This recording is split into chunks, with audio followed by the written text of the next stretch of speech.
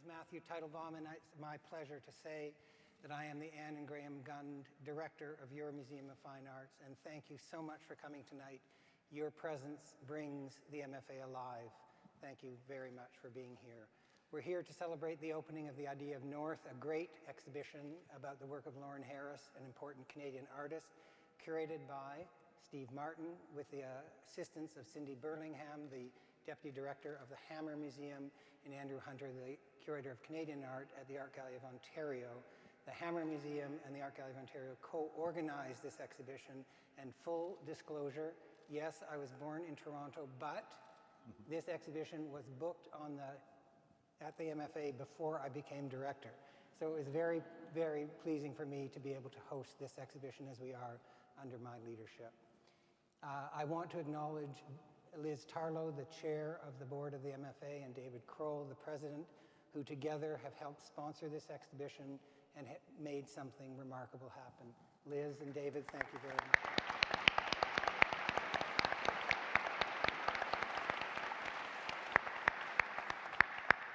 And I will say publicly what I have said to them privately. As an incoming director, I have had no two more vocal and steadfast advocates than Liz and David, and it means a lot to me. Thank you very much for being my partner.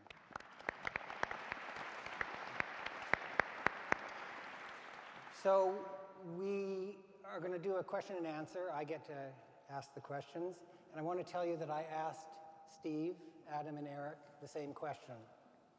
Do you want to know the questions? And the answer in all cases was no.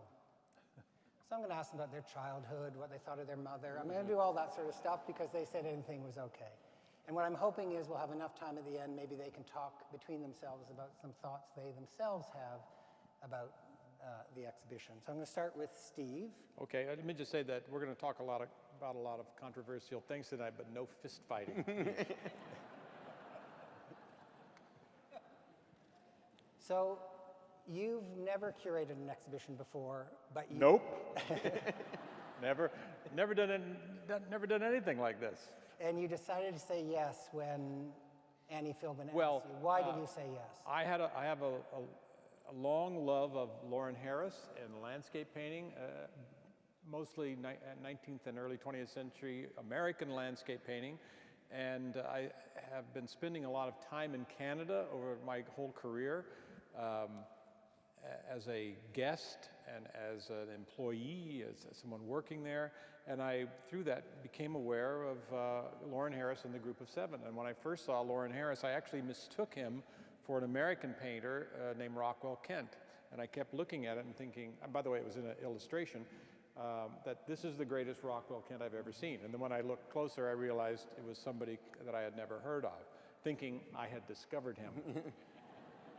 And not knowing that he was so well known in Canada. He's like famous as Elvis. Mm-hmm. But, and so she was at my house where I own a small little panel, and she said, "Who's that?" And I said, "That is Canada's greatest painter, and he deserves to be known." And then coincidentally, she went to Toronto, where there's at the AGO, where there's a beautiful cache of Lawren Harris paintings, and she saw them, and she came back, and they have a tradition there of asking unlikely people to curate art shows. And I'm one of the unlikely people that she picked. And what did you learn about curating? What was new to you in the experience of actually gathering paintings together and making an argument? Well, you know, I kind of predicted what it would be. You're going to fly around, you're going to look at a lot of pictures, you're going to make requests, you're going to be sociable, which I'm not good at. And you know, the dream was to get what we think of a certain period, or what I think of as a certain period of Lawren Harris's greatest work. And I faced an issue that if we don't get this painting, if we don't get that painting, if we don't get that, there's no show. Because those paintings would be quintessential to a major Lawren Harris show.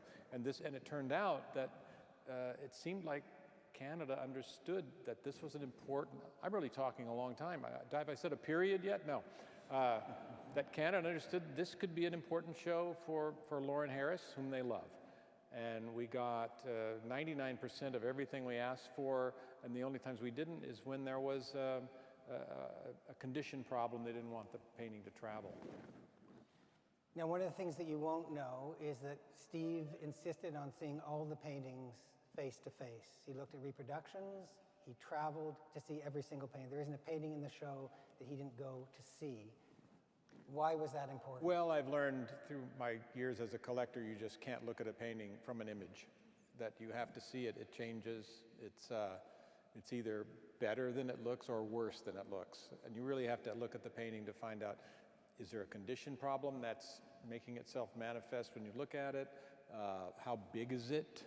Which is very important, although you can look at a size and kind of estimate it, but scale is deeply important to the success of a painting. Did you learn anything new in actually seeing the exhibition formed? Was there some new moment of understanding? Well, you know, I can just say I was thrilled, because when you collect, you probably haven't had a chance to go upstairs yet, but when you collect all these paintings in one room, it's certainly different than looking at them individually. There's a kind of an overwhelming force of quality of the artist's work. And you say, yes, this guy's really worthy. It's not like there's a bad one, then there's a good one, then there's a bad one, and we had to put this one in. But every painting up there is, I'd say, completely successful, and the artist has represented himself and his thoughts incredibly well in this group of paintings. So you're a great collector. No.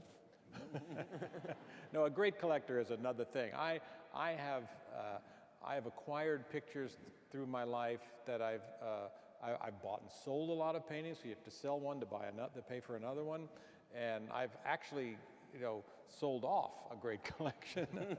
But the pictures that ended up, we deeply love, and that's what I think of them as, objects that we love. Like I was talking earlier, sometimes my wife and I will get a glass of wine and just go sit in front of a painting like we're watching a TV show, and talk about it and enjoy it and find new things always in pictures.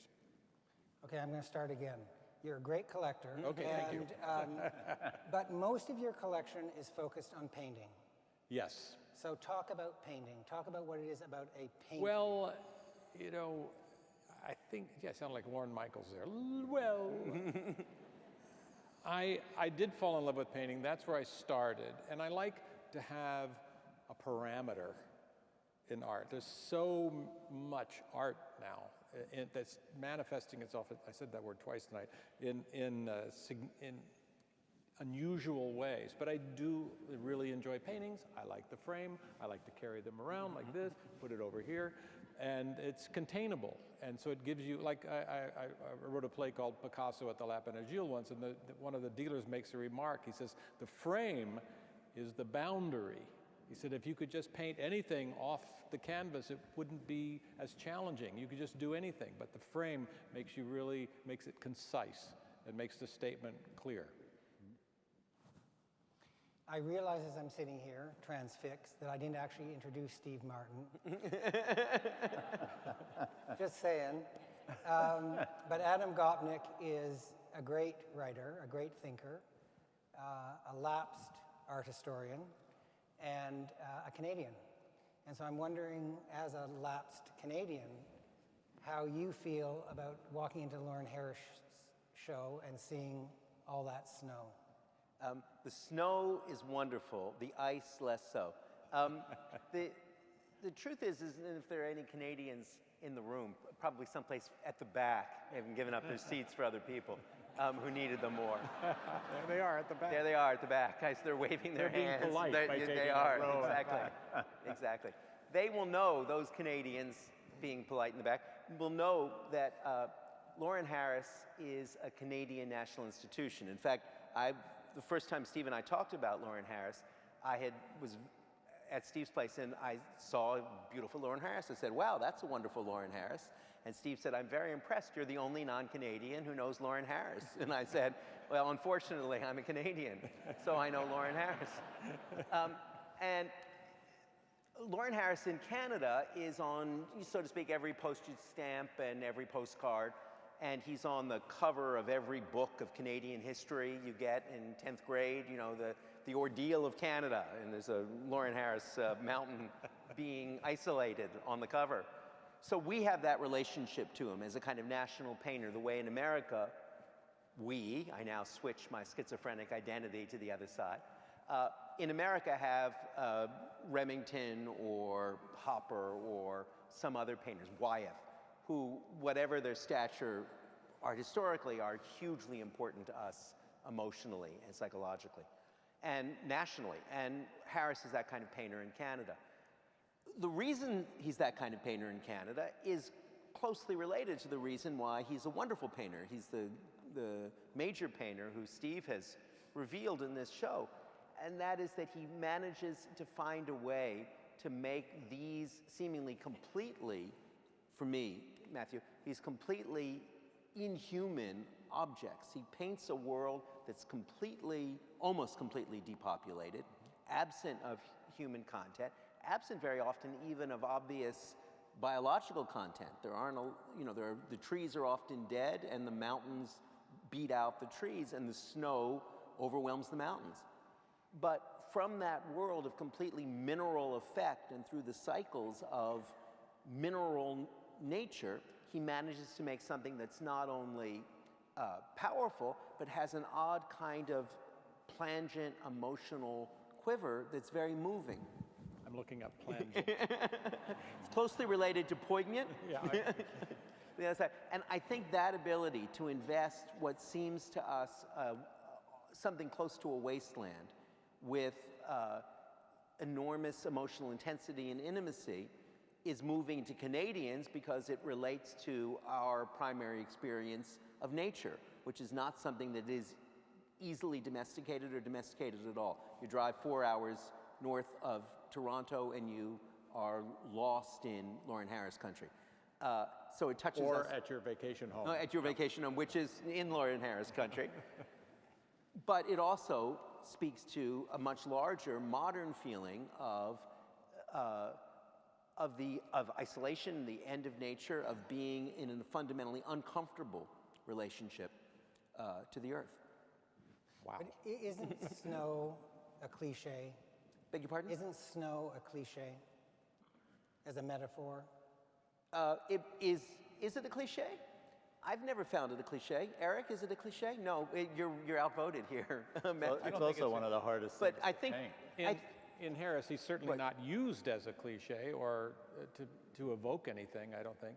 there's a picturesque snow that I think is a cliche. Everybody knows that if you want to make a scene in a movie plangent, the simplest way is to have falling snow in front of the lens. You know, all the great Hollywood filmmakers. I'm glad to know that. I think It's been Adam is thinking of Bob Ross paintings where Yeah. Oh, he yeah. always finishes his painting off by making happy trees with snow on them, right? So maybe that's where you're... So, Adam, you've seen a lot of exhibitions. You've seen good exhibitions. You've seen great exhibitions. Talk about the construction of an exhibition that's been great for you. What makes a great exhibition? I had a great teacher in the world of exhibitions with whom I once did an exhibition, Kirk Varnado, the late director of the Museum of Modern Art's Department of Painting and Sculpture. And Kirk, among 1,000 smart things, once said, the key thing to a great exhibition is that you have to remember that the viewer's best energies come in the first 10 minutes. That is, when we've all had that experience when we enter a show and we're really excited. You know, it's the Pollock retrospective or the Titian show or Marston Hartley, whatever it is. And you spend about 25 minutes in juvenilia, right? And all the things Yeah. that made him a failure until he was 40 and why his mother and father despaired of him or her. And then finally, after 20 minutes, you start seeing great stuff. And Kirk always said the key to a great exhibition is to cut that as much as you could, to get to the great stuff as rapidly as you could without betraying the truth about the artist's career. And I've always thought that's true. In this show, you get right to the good stuff instantly. So you don't have to deal with anything else. Now, that's part of the principle of the show, that you organized it on. But it has I think there's a lesson for any show in this because you don't miss the slow build-up to this moment, nor, frankly, do you miss the long descant from this moment, it seems to me. There's another monographic, long-term show you could do about Lawren Harris, but for me, it's a reminder that what's great in a great show is the great stuff that's in a great show, and you want to be dealing with that as much as you can. And art historians and museum directors and other folks often feel that the show isn't the show unless it's got everything, unless it's omnivorous in that way. And I think this is one more reminder that you want to hit the viewer in those first 10 minutes with the best stuff the artist ever did. Well, also the intent was to present Lawren Harris at his best. I mean, people are coming in seeing Lawren Harris for the first time, so we're not really here to show how he got from A to B or showing notes in sketchbooks. And this is like the first Lawren Harris show you would see. There might be another one in 15 years where it's comprehensive. And say something, I'm going to get to Eric in a moment, but say something, Steve, about the notion of, well, the challenge you set for yourself, which was to introduce a fully formed artist. Well, that's not really a challenge. That makes it so much easier because the pictures are known.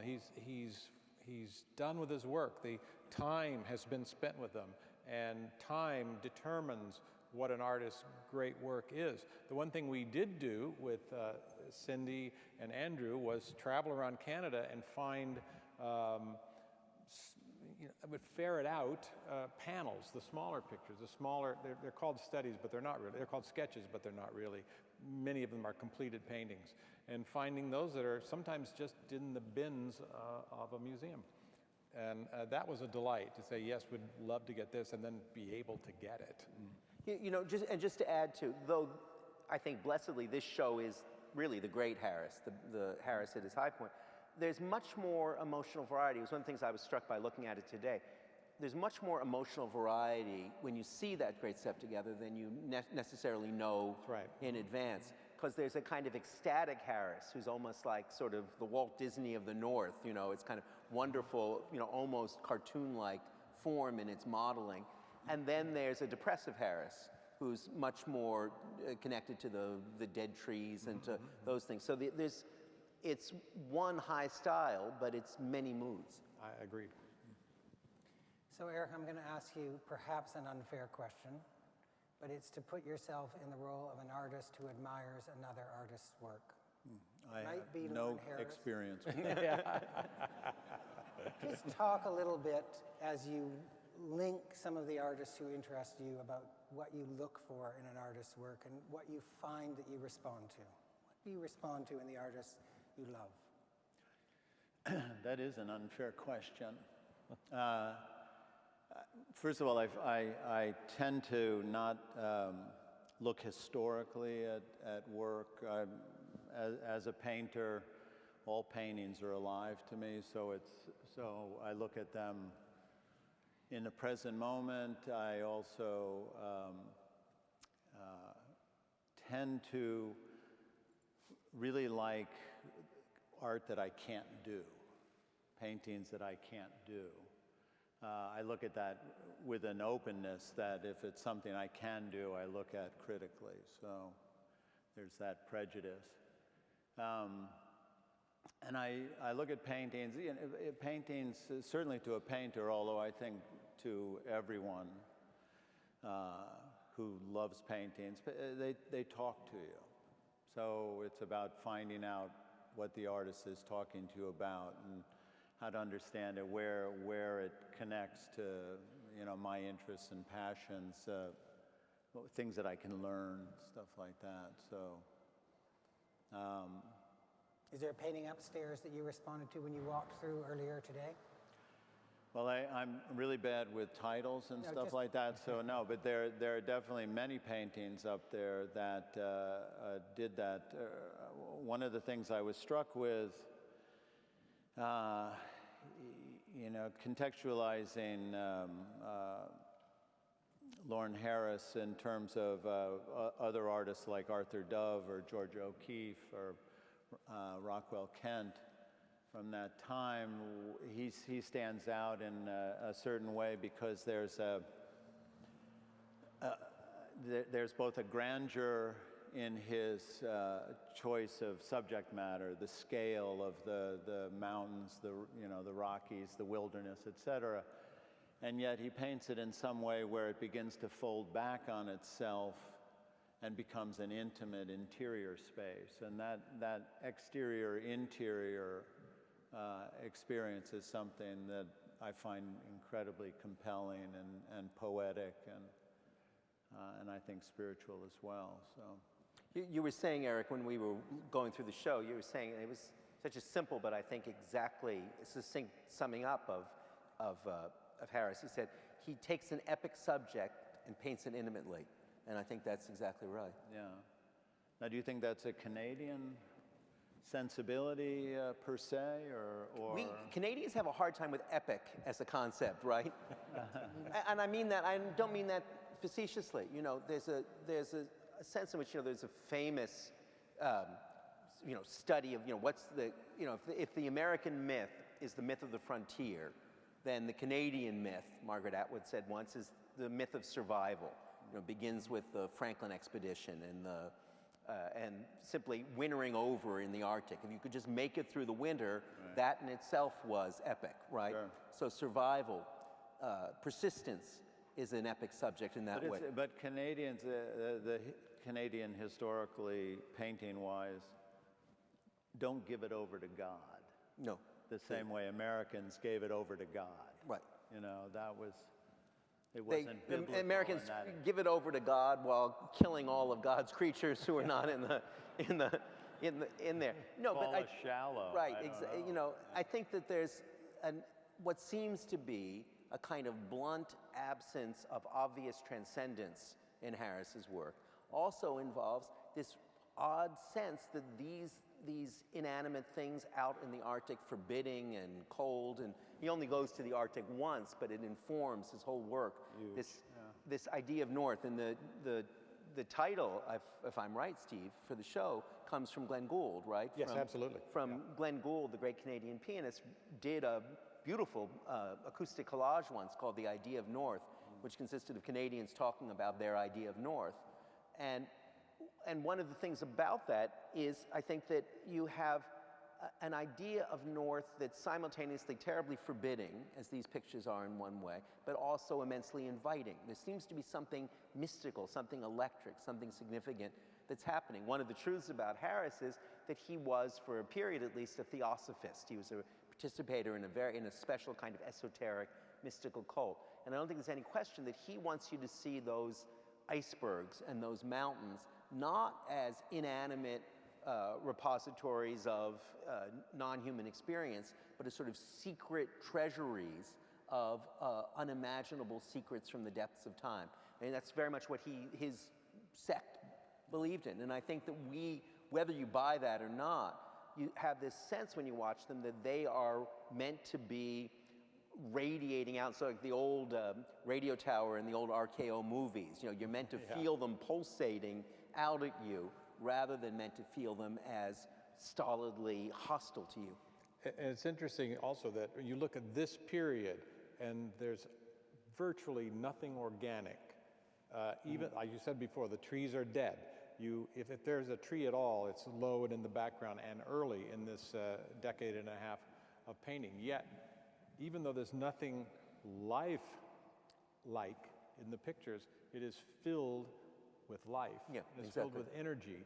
And the pictures come to life almost by abstracting and taking out everything organic. Because he did paint, landscapes and cityscapes and trees and dappled sunset and people taking strolls. And then something happened around this time in the 20s. I don't think it was an epiphany. He was a very hard worker.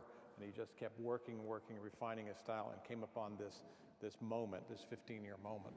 And when you describe the work like that, when that conjures up an image for you, are you in a different space, Steve, than you are when you think of an Arthur Dove painting or a George O'Keeffe painting? Do you think there's something about that quality you've described that's distinct?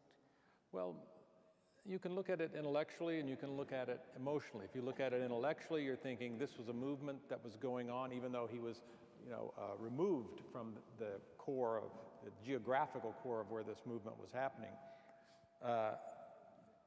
But And you can look at it emotionally. You can look at the beauty of a mountain which he has essentially abstracted. And we were talking earlier that I said, is it cubism? You said, no, it's tubism, which is what Leger did with these tubes. You can look up and see these mountains constructed essentially of tubes, which, you know, they're not in reality. Very unnatural way. And so those to me are his most modern pictures.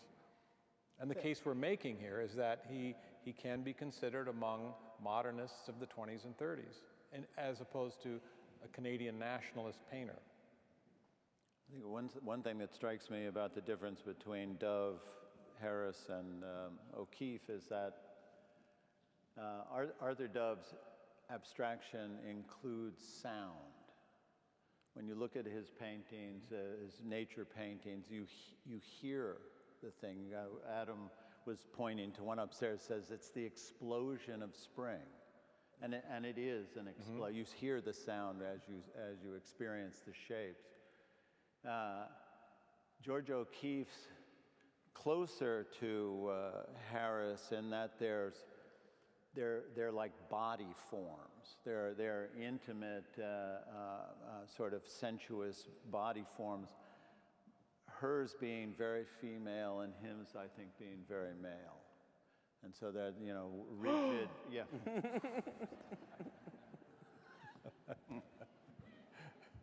I'd also like to say, so just going back to something about Steve mentioned about how he and Anne look at paint. They'll just sit and take a drink and go look at a painting. I was having dinner with them one night, and we were staring at an Edward Hopper lighthouse. And I said to him, Steve, do you ever see like a person in that upper window? And he said, no, not in that one, but the one around the corner we have.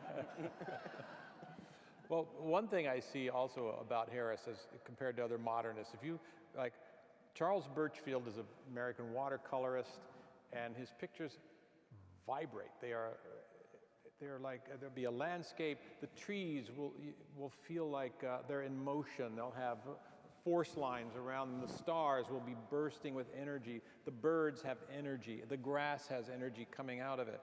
To me, Harris is the same thing, but he internalized it. And you can feel almost the condensed energy. If you look at the picture, you do see those ripples in the ground, in the mountains, even in the sky and the clouds. But it feels like he's taken Birchfield, although he didn't know Birchfield, he pulled it back in and retained, you know, whereas Birchfield made it explicit, Harris made it implicit. So Steve is very modest in talking about his knowledge of art history. And he's quite careful to say, I'm not an expert, I only know what I like. But the fact of the matter is that you have learned quite a bit in doing this exhibition. You've become not a scholar, but you've certainly become knowledgeable about the work. Has it changed your relationship to the work? Being more knowing, does it change your relationship to the work? Well, it's hard to say. It's you know, everything is so incremental that takes place.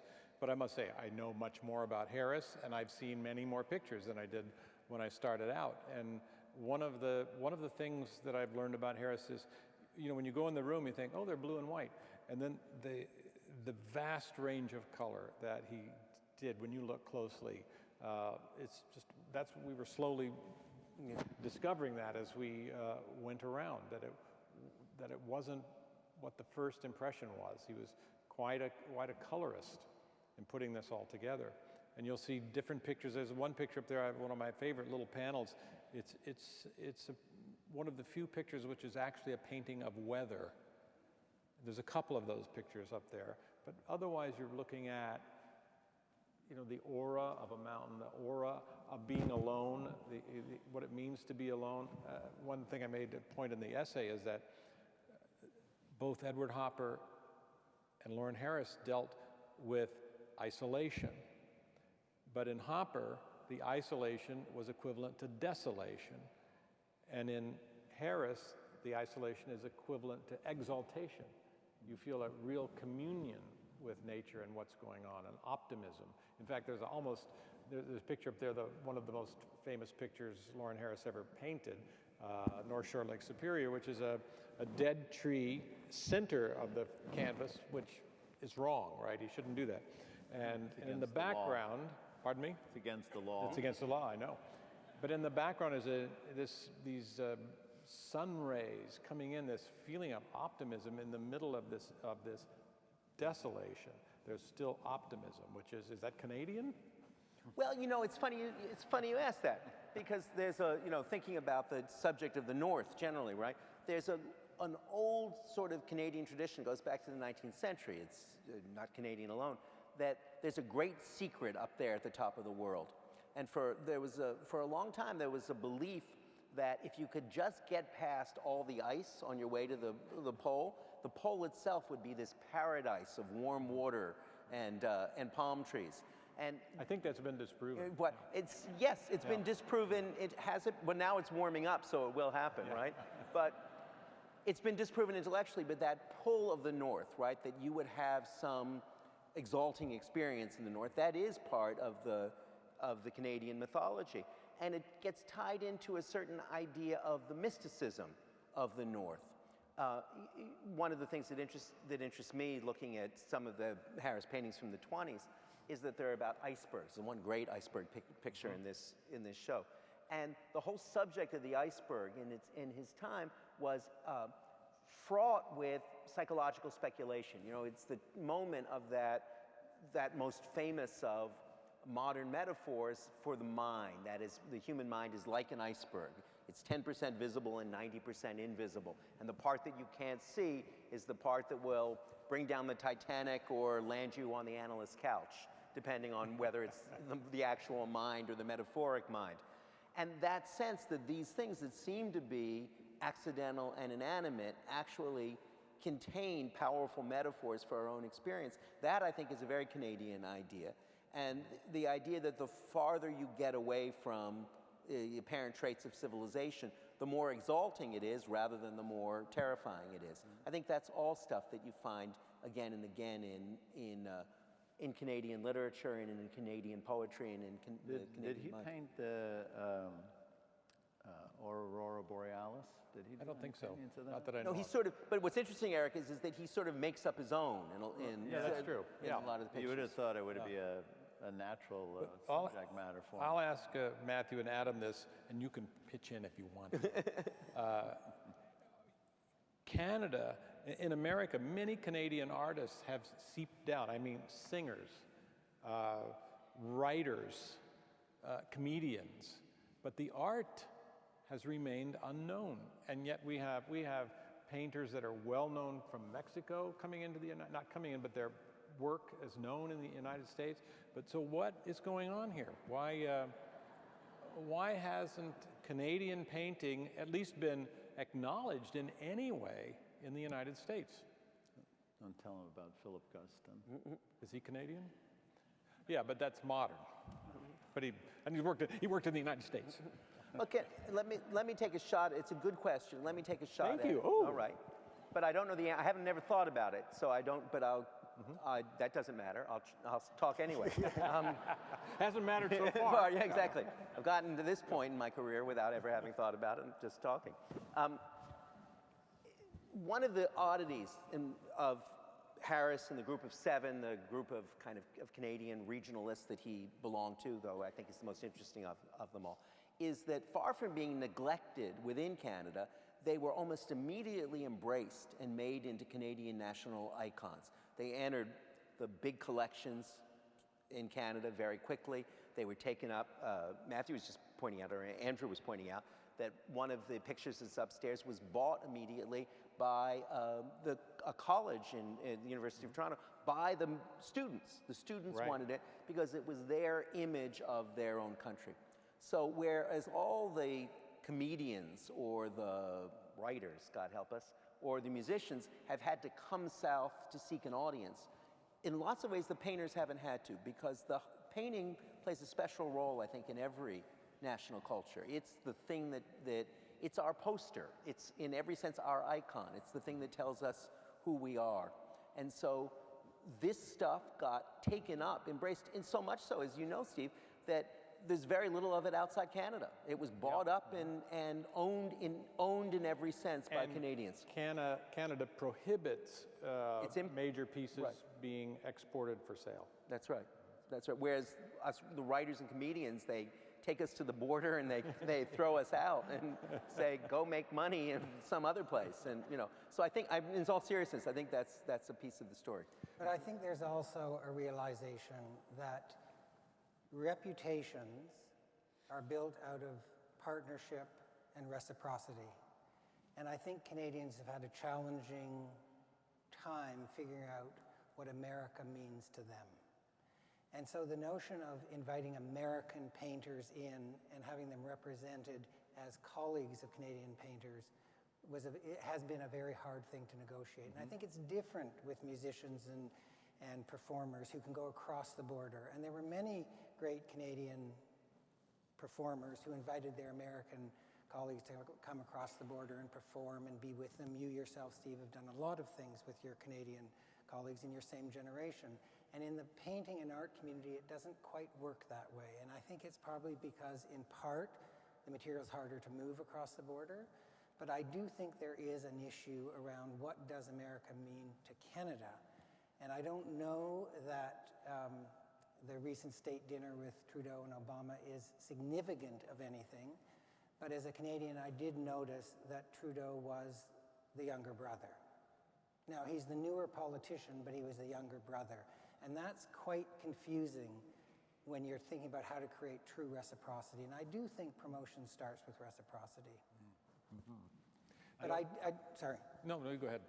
Well, so I have this moment, I don't know if you guys do, of conjuring up a Saturday Night Live skit. So I'm just going to tell you my skit, okay? Steve, his wife's away. He invites his buddy Eric and his buddy Adam over to watch a painting. So they're The all... wife better be out of town for that one. Yeah. So they're sitting there watching the painting, and they start to disagree. Now, you've known each other, each of you have known each other for 25, 30 years.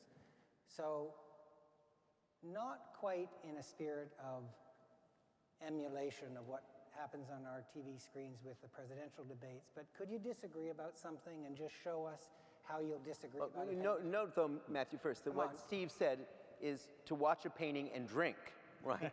So that's a significant part of this enterprise, right? But find something. I don't know that over 30 we really years disagree. That We you've just talk things out. But I wanted to add, before we get to this skit improvisation, Second City in Canada, that one thing I got from this exhibition and curating it and participating in curating it was the feeling of seeing a painting and being knocked back.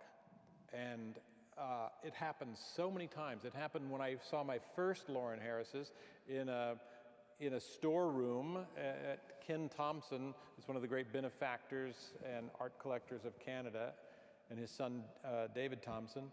And they weren't hanging because they were all donated to the AGO, and the AGO hadn't been finished, so they were all in this storeroom. And I wrote Ken Thompson a letter and said, could I see them? And he said yes. And I went up, and you just get that feeling. And as I toured around Canada, when I first went to Saskatoon and went to the museum there to see another painting called Mountains Near Jasper, I was literally knocked back. And I felt that way about Isolation Peak, which is at the University of Toronto. And they're just these glowing objects that have a incredible presence, and being a lifelong looker at paintings. Every once in a while that happens. And that's so exciting to have happen as a collector and art lover and now curator. You know, Matthew, to take up your question, while draining it of all its potential humor and entertainment value, the question really, I think, speaks to why do we look at paintings at all? Why do we need paintings at all? This is a question that Eric lives with existentially every day, and Steve as a collector, and I as a lover of painting. In this culture where we have so much stuff to watch, so much media, and more now than ever. Movies and television now are old hat, right, compared to the diet of everything we can watch online. What does painting give us? Why would we sit for a night and look at painting? What does it have that nothing else can offer us? And the answer, I think, is something Steve was saying just now, and that is that still, with every revolution we've lived through, painting supplies emotional experience at a peak intensity that, for me at least, no other media can ever get.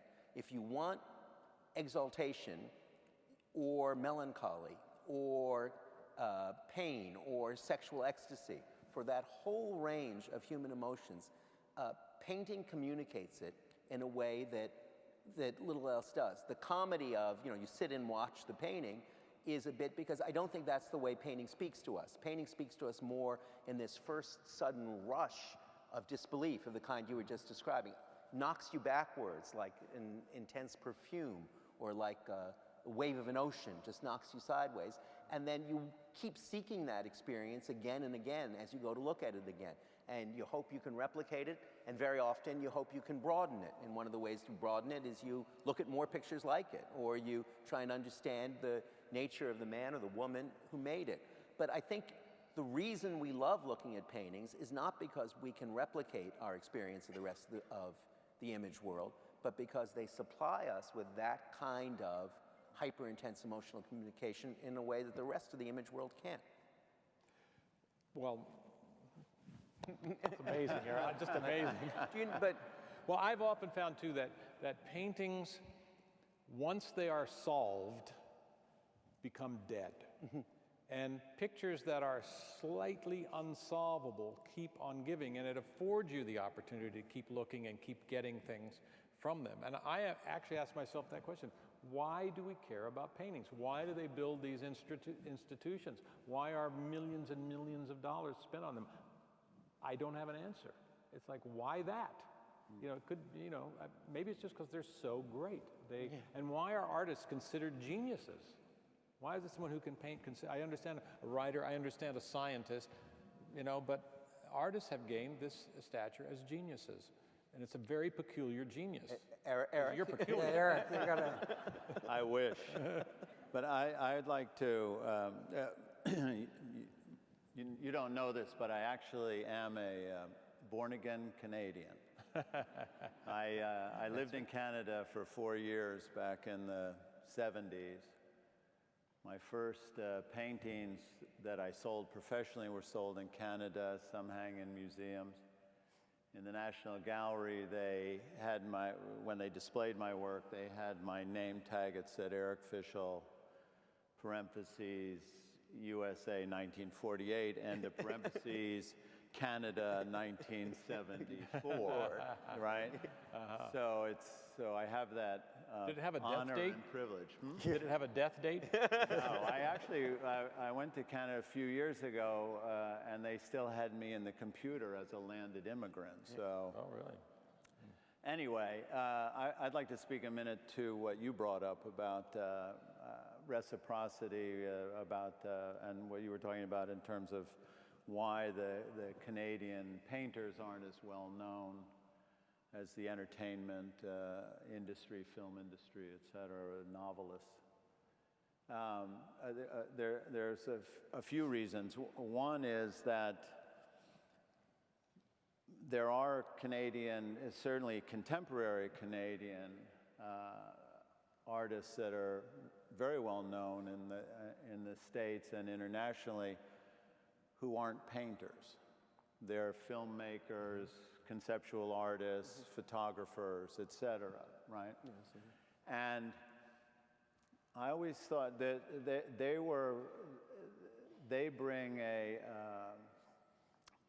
very particular kind of Canadian identity with them to their work that is different than the history of Canadian painting, which tended to look to, in the case of the Quebec artists, look to Europe, especially to France. The Riopels, who certainly were internationally known, but their connection was a European sort of influenced one.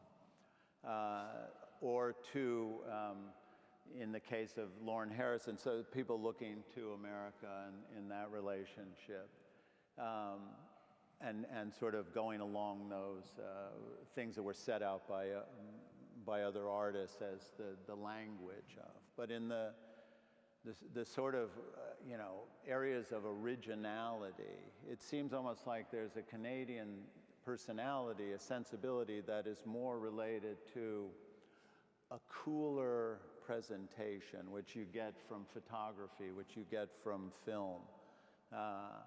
That might be more of an authentic voice for them. I just throw that out as a possibility. But the other thing is that, as you were saying about how Canadian painters were caught up and embraced early on. When I was in Canada, I got to know a lot of Canadian artists, painters, who were selling their work, and their prices were high. And they weren't yet known outside of Canada.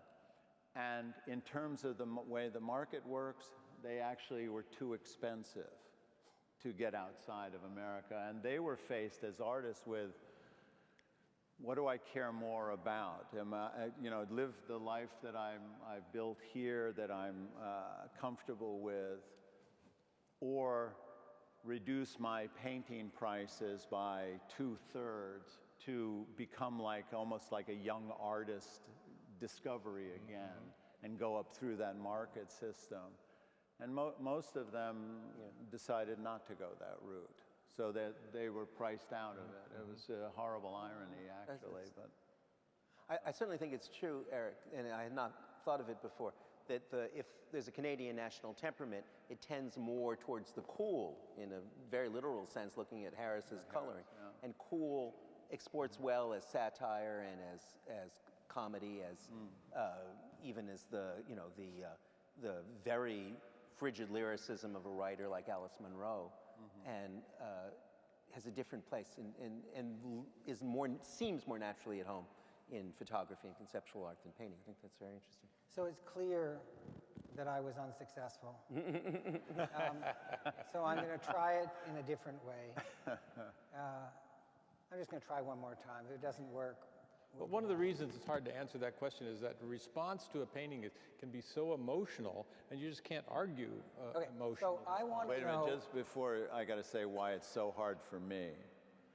Steve collects my work. Okay, so I'm going to ask it in a slightly different way. I'm going to ask if each of you could share the name of an artist or a painting that you sentimentally like, that sort of goes counter to the high art for which you are most directly associated, that if you actually were to admit it publicly, it might affect your friendship with someone on the stage. Is there somebody that you just have a sweet feeling for? I am always battling with my bad taste. And I love many pictures that are not worthy. I look through art magazines, and you'll see, a painter who can paint a beautiful cloth, and I just envy them so much. And the painting would go nowhere outside of in the museum world or the real art world, but you just admire. I remember once I was on an art tour with some very sophisticated collectors. It was sponsored by Sotheby's, and we went to the Hermitage, and there was one collector there who had the most sophisticated Cézanne drawings and Picasso drawings and Léger drawings, and they're outstanding. And we were walking through one of the galleries in this, of 17th century paintings, and he said, "You know what I like?" I said, "What?" He said, when the moonlight is reflected on the water." I said, "Yeah, I like that too."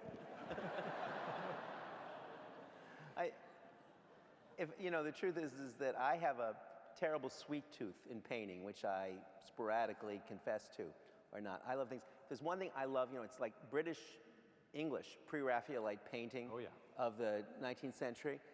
Late stuff. I mean, not the stuff you're supposed to admire, like, you know, early Rossetti or something, but Burne-Jones, for instance. Sure. You know, Burne-Jones. It's completely unreal. It's painting that has, you know, it's all storybook painting. It's just this side of The Wind in the Willows. I love Yeah, The Wind in the Willows. Knights rescuing damsels. Knights rescuing damsels from terrifying dragons. The damsels are extremely good looking in diaphanous gowns as they're being rescued. That stuff kills me. I can't get enough of it. And I know that it's exactly the kind of academic escapism that everything we value in modern art was rejecting and returning to. But when I see it, I think, that stuff, had I been alive at that time and been given the choice between a Burne-Jones on the one hand and early Matisse and Picasso on the other hand, I'm filling my apartment with Burne-Jones, and I would have been one of those idiots who rejected the other stuff. So we're getting close to the end, and I'm just going to do a little parlor game for a moment, since my last attempt at revelation didn't work. I'm going to give you each a name of an artist and ask you to use a word to describe your association with the work. You say one word, or can we use many words? What do you think? By the way, what's my score right now? How much money have I won? You can use a sentence, but it can't have more than 2 commas. Okay? Edward Hopper. Just conjure up, each of you conjure up a sentence. When I say Edward Hopper, what do you think? I think he's a very singular artist with almost no imitators or peers. Comma. They are, comma, oh yeah, hyphen.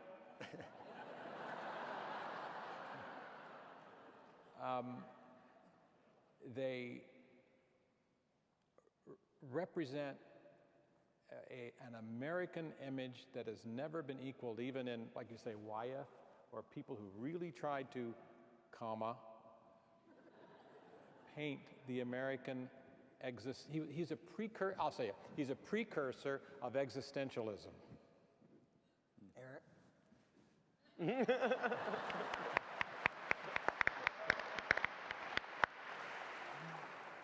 If it was one word, it would be puritanical. If I could do more than one word, I would say that he's a extraordinary psychological dramatist. And if I could say more than that, I would say that he is profoundly uncomfortable with flesh, which gives an edge to his dramas that I find incredibly compelling. Period.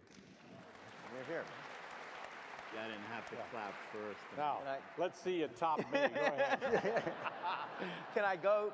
Can I? You can have get one everything? hyphen, and you can have a comma and a semicolon. But can I ask the audience?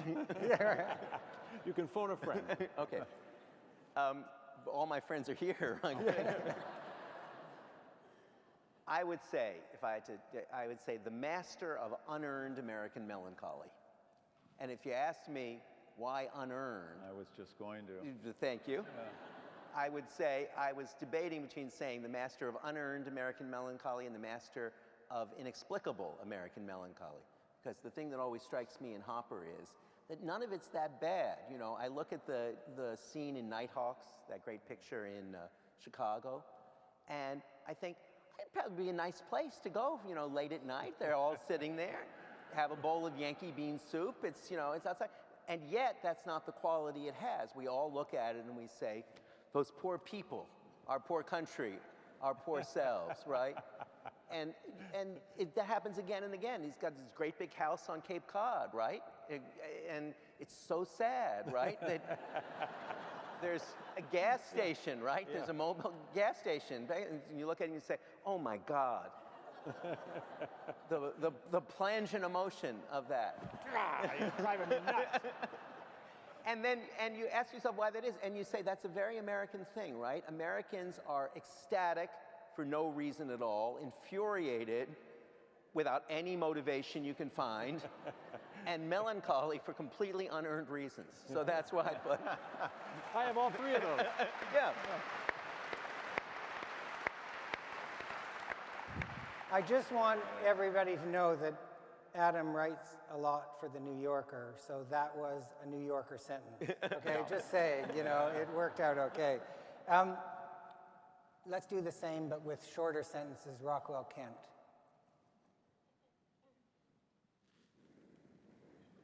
Oh, gee, well, you know, Rockwell Kent, you made the greatest point about Rockwell Kent and Lawren Harris, but I'll let you say that.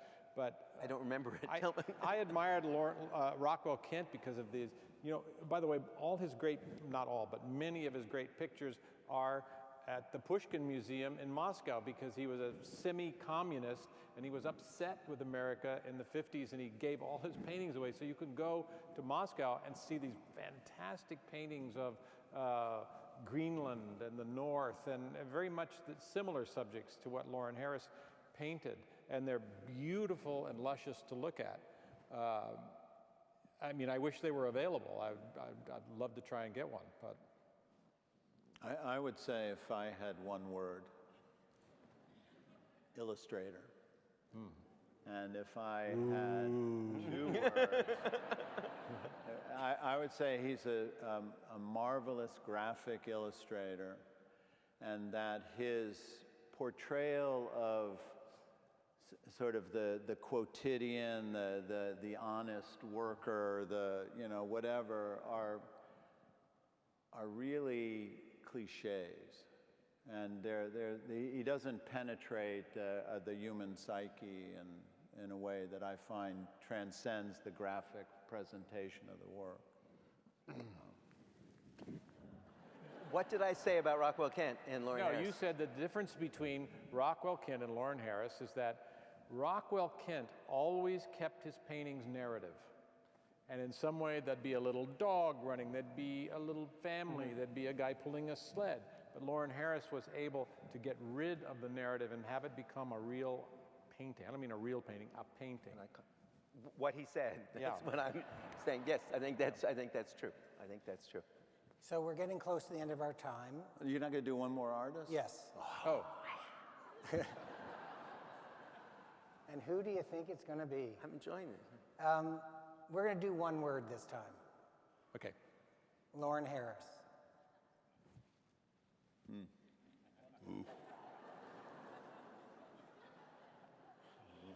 Which one are you going to take?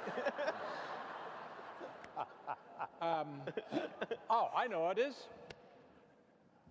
And this is the worst word in the English language. It became one of the worst words in the English language. Overused, I'm trying to bring it back. Awesome.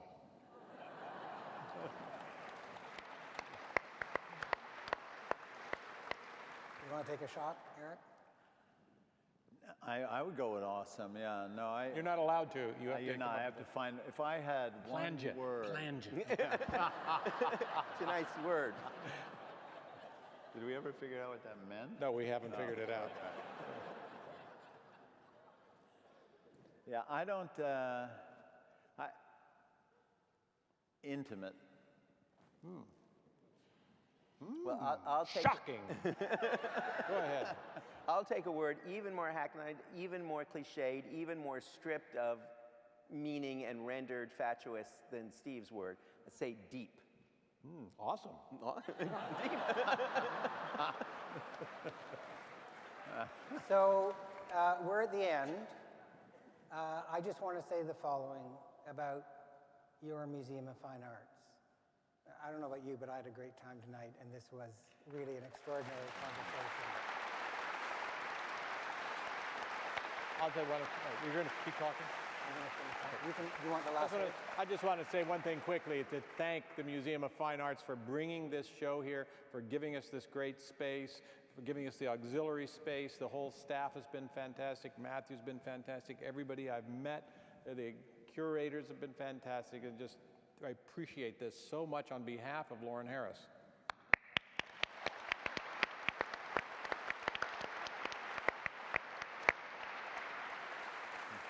So before you go out into the world and speak the truth about Lawren Harris, let me say the following, which is museums must be a place for objects and ideas, and the MFA is that.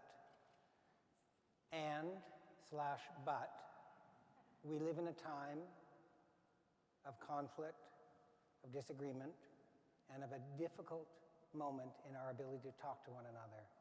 And museums like the MFA must be convening spaces for great conversations, for sharing ideas, and for thinking optimistically about the future. I just want to say to my 3 fellow panelists, you helped us do that tonight, and we're all deeply grateful. Thank you. Thanks, thank you. Nicely said. Standing ovation, oh my God. Where were you when I needed you? You wouldn't be curating shows. Okay, let's go. Thank you. Thank you. Bye.